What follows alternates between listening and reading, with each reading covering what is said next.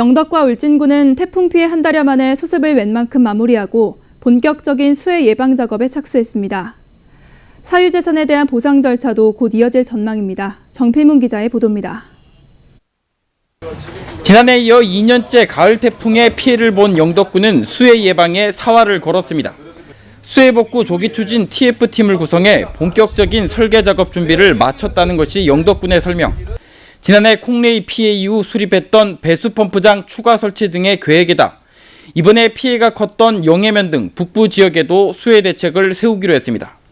특히 영해와 병곡의 경계에 있는 송천의 경우 범람으로 교량까지 무너지는 등 피해가 컸기 때문에 하천폭을 넓히는 등 근본적인 예방책을 마련할 계획입니다.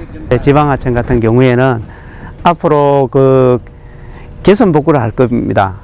그래 지금 현재 하폭이 좁은 데와 하폭이 넓은 데가 있습니다. 그걸 저희들이 홍수량을 산정을 해서 새로 설계를 할 예정입니다.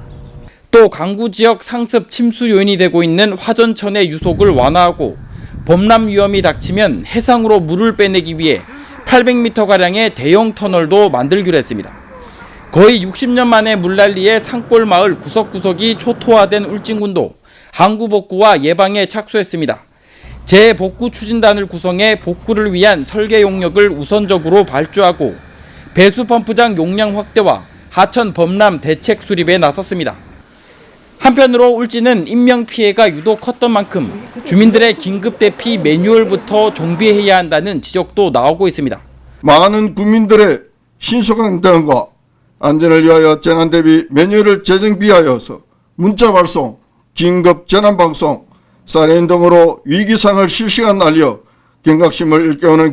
이런 가운데 사유재산에 대한 보상과 지원도 이달부터 시작될 전망인데 소상공인들의 상가 피해는 지원 규모가 미미할 뿐 아니라 그 여부도 아직까지 불투명합니다. 다만 복구를 위한 융자 지원 규모는 정해져 있습니다. 이번 태풍으로 발생된 피해 금액 범위 내에서 중소기업은 중소벤처기업진흥공단에서 최고 10억 원 한도 내에서, 소상공인은 일반 은행에서 최고 7천만 원 한도 내에서 융자받을 수 있습니다. 영덕과 울진군은 내년 우수기 이전에 복구 작업을 대부분 마무리할 계획으로 이달부터 하천과 상하수도 등 관련 공사가 줄을 이을 전망입니다. 예측하기 힘든 기상 상황에 대응하기 위한 유일한 방법은 역시 예방밖에 없습니다.